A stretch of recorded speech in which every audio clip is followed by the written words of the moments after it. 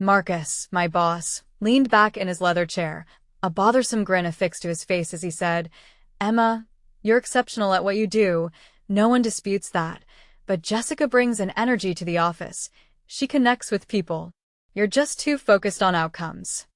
The phrase, "too focused on outcomes," reverberated in my mind as I sat there, clutching the armrests of my chair.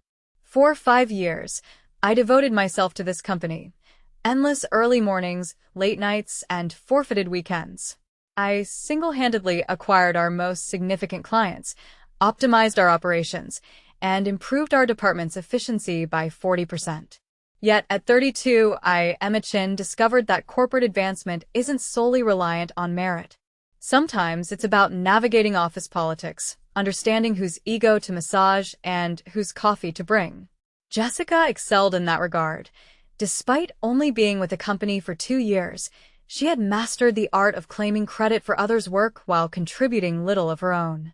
Marcus flipped through some papers on his desk, presumably waiting for me to react emotionally, but I didn't. Instead, I reached into my bag for a pristine white envelope. "I understand," I stated, placing it on his desk. "Thank you for informing me. Here's my resignation. My last day is in 2 weeks." Marcus's smug expression momentarily vanished, as he was caught off guard. "Emma, let's not rush to decisions just because you missed a promotion," he interrupted. "It's not hasty," I replied calmly, decisively. "I've contemplated this extensively and realized you're correct. I value results. That's why I plan to seek opportunities where my qualities are appreciated." What Marcus was unaware of was my secret endeavor over those past 5 years. In my spare time, I'd been building something personal, a venture that would make Marcus' promotion seem trivial. As I exited his office, I sensed my colleagues' eyes on me. Information spread swiftly in our department, and Jessica was likely already scheming on redesigning my workspace. I maintained my composure, returning to my desk, mindful of the other document folded within my resignation, the one meant to show Marcus the magnitude of his loss. As expected, the following 2 weeks unfolded typically. Jessica flaunted herself through the office like she was in charge, pretending to grasp the responsibilities of her new title. She'd occasionally visit me, feigning empathy. "Emma, I hope there's no animosity," she expressed one morning, settling on my desk's corner.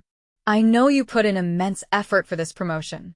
Glancing up from my computer, where I was systematically downloading copies of all my contributions for documentation, I replied, "No hard feelings, Jessica. I'm confident you'll manage well." She beamed, likely assuming I was conceding defeat. Little did she know the reality of the situation. For the past 3 years, I have been quietly developing a groundbreaking project management system. Initially, it was intended to help me organize my tasks, but it soon evolved into something far more powerful. I experimented with it, perfected it, and employed it to obtain results that Marcus found exceedingly challenging. With my resignation letter, I included a comprehensive report detailing precisely how much time and money my system had saved the company. The twist? I also informed them that I'd applied for a patent for the system 6 months earlier, which had been approved just last week. But that wasn't even the most exciting part. During my notice period, I got an email from Robert Chen, the CEO of our largest competitor, who had no personal connection to me. He had caught wind that I was departing and wanted to meet for coffee. Seeing his name in my inbox made me smile. My plans were aligning perfectly. The meeting with Robert surpassed my expectations. He had been tracking my progress for months, amazed by how I rejuvenated client relationships and optimized processes. He didn't merely offer me a position. He proposed a partnership role, granting me complete creative control over my system's deployment throughout their organization. "We've been seeking someone like you, Emma," he mentioned while sliding a contract towards me. "Someone who recognizes that results are paramount." The compensation was 3 times my current salary, plus company equity. I accepted the contract, my hands steady despite my racing heart. This was genuine acknowledgement, being truly valued. On the day I submitted my security badge, Marcus summoned me to his office one last time. His previously smug expression was gone, supplanted by an almost panicked look. "Emma, "We need to discuss the report you attached with your resignation letter," he stated, his hands trembling as he held the documents. "Why didn't you inform us about this system earlier?" I calmly sat down, smoothing my skirt as I responded, "I tried bringing it up 3 times last year, Marcus.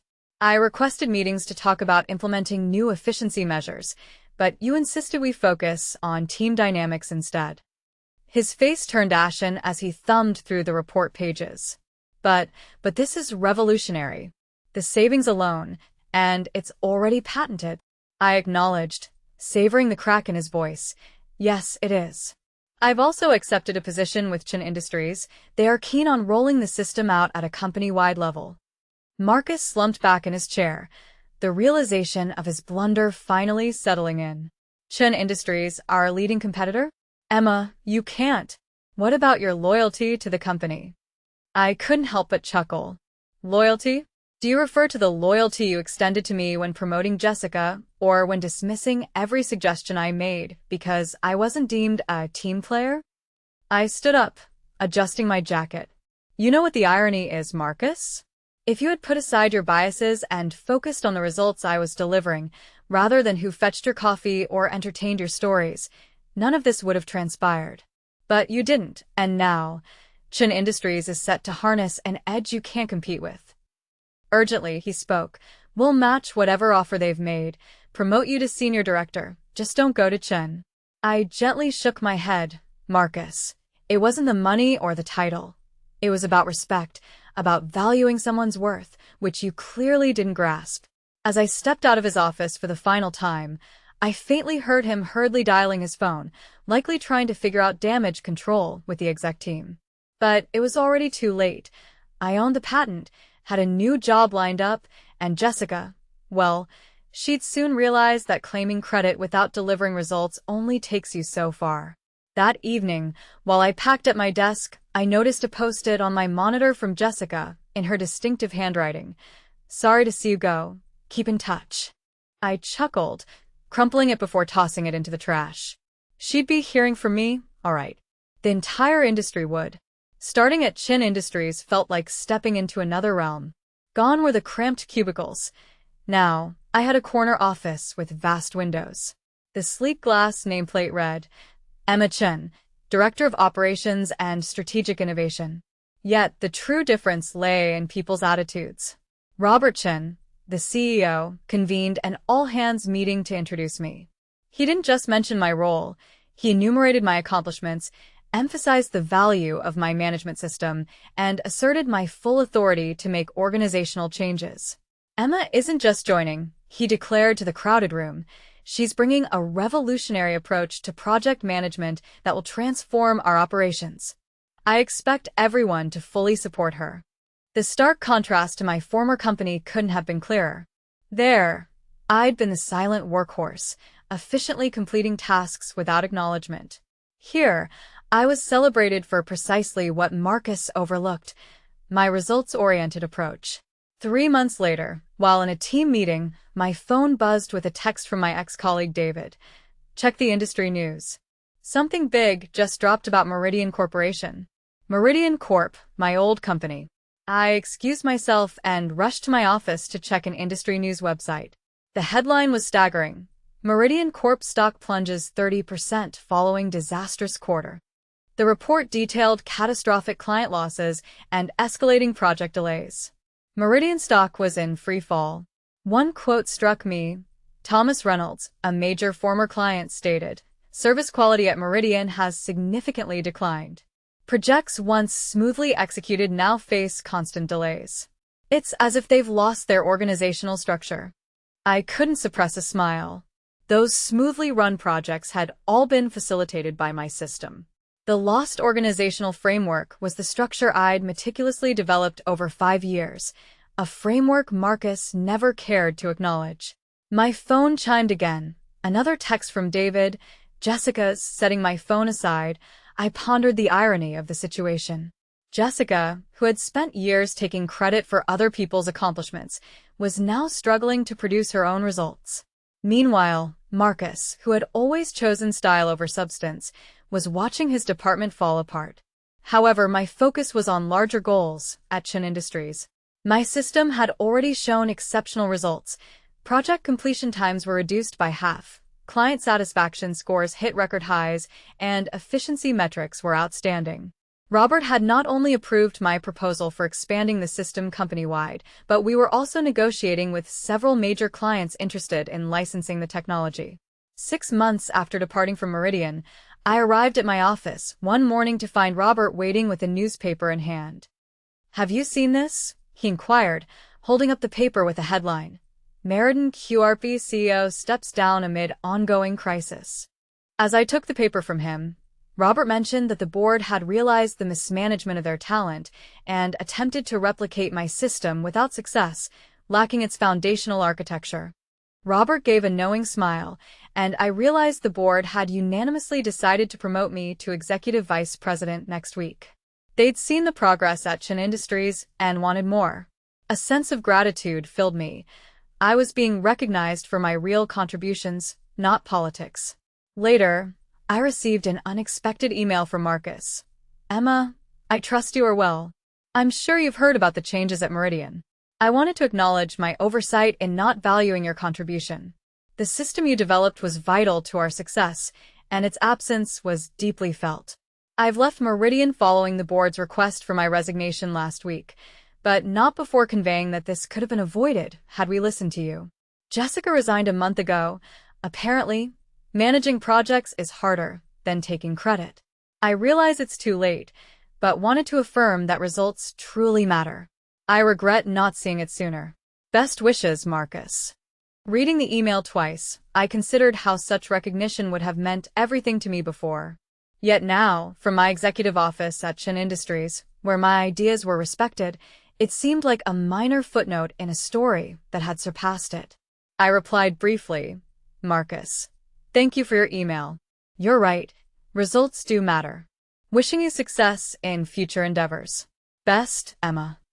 After hitting send, I glanced at the framed patent certificate on my wall. Hanging on the wall of my office was a shiny plaque celebrating our record-breaking quarter, and next to it, a feature article from a news outlet that highlighted my rise as one of the industry's rising stars.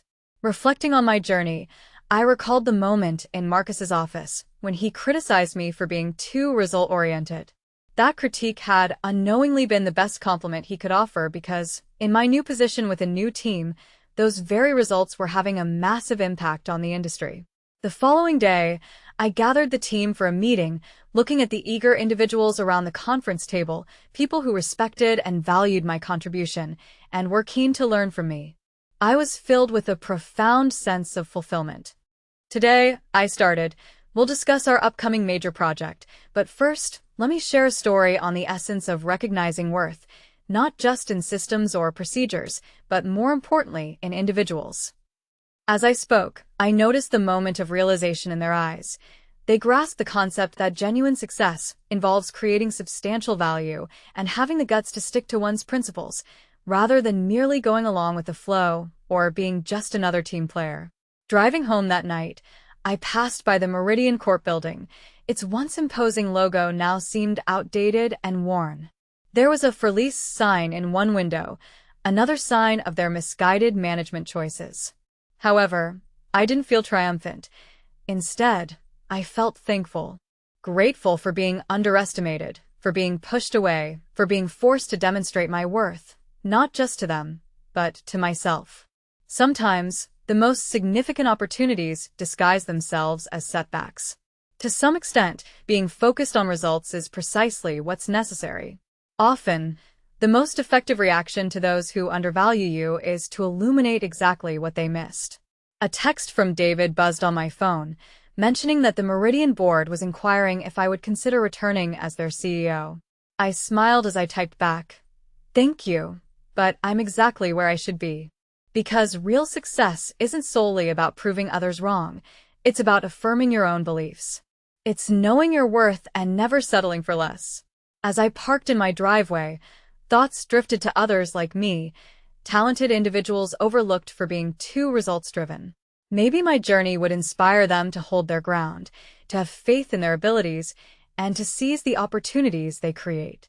Rejection, at times, can fuel motivation, enabling one to construct something superior, something more resilient, helping others realize the true value of what they've missed out on.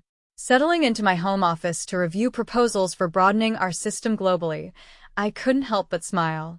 In the end, Marcus had been correct in one aspect. I was indeed focused on results, and that focus had led me precisely to where I needed to be.